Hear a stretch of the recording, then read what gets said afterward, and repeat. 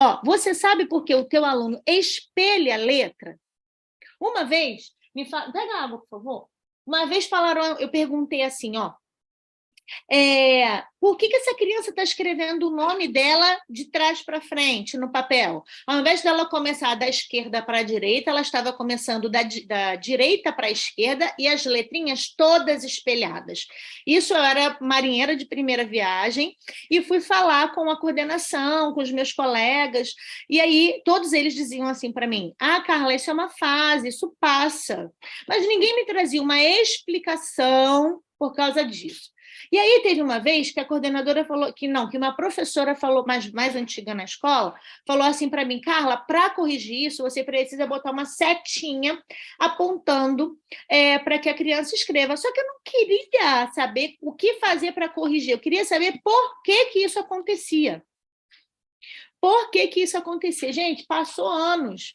E eu achando que era só colocar a setinha ali para a criança escrever na direção certa. Isso funciona? Claro que funciona, mas e a minha pergunta? Minha pergunta era, por que isso acontece? Ninguém sabia me dizer por que isso acontece. E aí, nos estudos sobre neurociência, alfabetização e tudo mais, eu descobri uma coisa através de uma pesquisa que foi feita, inclusive no livro Neurônios da Leitura, tem um capítulo lá que ele fala sobre isso. O nosso cérebro, ele precisa desaprender a forma que ele vê os caracteres da escrita. Por quê? Porque toda a região occipital, que é aquela que recebe as informações pelas vias visuais e processa essa informação para que você entenda o que viu, tá? Isso acontece muito rápido. E aí ela olha para as letras como sendo imagens. Imagens, imagens, imagens. Só que nós precisamos, porque os neurônios eles estão ativados para isso.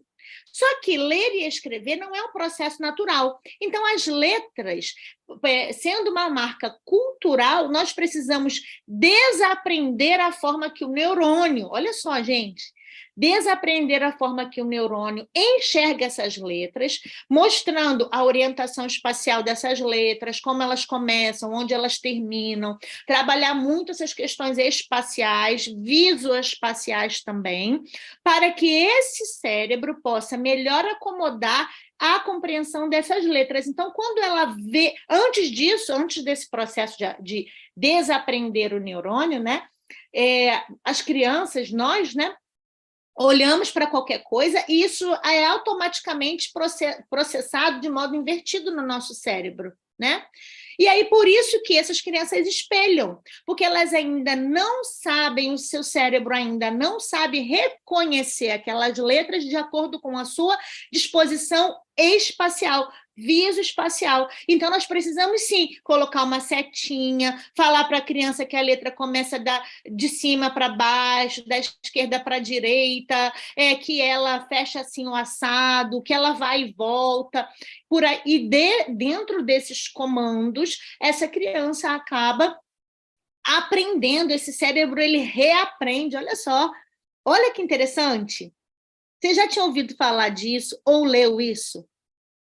Ou leu sobre isso? Olha isso, gente. Quem já... Ó, muita gente falando nunca, nunca, mas eu tenho certeza que você já ouviu falar que a setinha resolvia o problema, sim ou não? Essa setinha que resolve o problema é porque nós estamos dando a essa pessoa a orientação certa de como ela tem que olhar o nosso processo de escrita e de leitura, que ele é todo da esquerda para a direita, de cima para baixo. Se fosse uma outra cultura, seria da direita para a esquerda, de baixo para cima, tá? Depende da cultura, isso é cultural. Então, o nosso cérebro, só porque eu nasci aqui no Brasil, não nasce programado para ver as letras daquele jeito, tá? Simplesmente por isso. Então, nós temos que aprender, né? Existe muita coisa para aprender, não é verdade? Existe muita coisa para aprender e nós precisamos estar atentos a isso. Então, se eu não sei como, se eu não fundamento, olha só aqui, Olha só que interessante, né? Se eu fundamento a minha prática em achismos, eu não melhoro a minha prática, porque eu não sei o que é isso. Ah, me disseram que é assim. E aí você vai passando isso para frente, sem realmente entender. Então, qual é a nossa esperança? É que todo professor, preste atenção, é que você possa levar para a sua sala de aula a neurociência. Leva a neurociência para a sua sala de aula. Você corre o risco de alguém não acreditar no seu trabalho, você corre o risco da pessoa falar assim: agora quer dizer que você virou neurologista?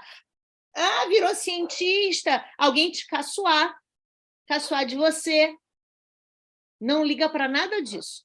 São pessoas acomodadas que não querem transformação de mente. E quanto nós estudamos mais aprendemos. Quanto mais experiência você tiver, mais você vai ver aquilo acontecer e você vai dizer assim, ó, caramba, isso funciona. Ou melhor, você vai olhar para aquela situação e vai falar assim, eu preciso aprender mais sobre isso. E aí você vai ter o bichinho que vai te morder, que é o bichinho do conhecimento e da busca e da inquietude, e vai fazer com que você descubra muito mais coisas. Que a alfabetização não é só ensino das letras.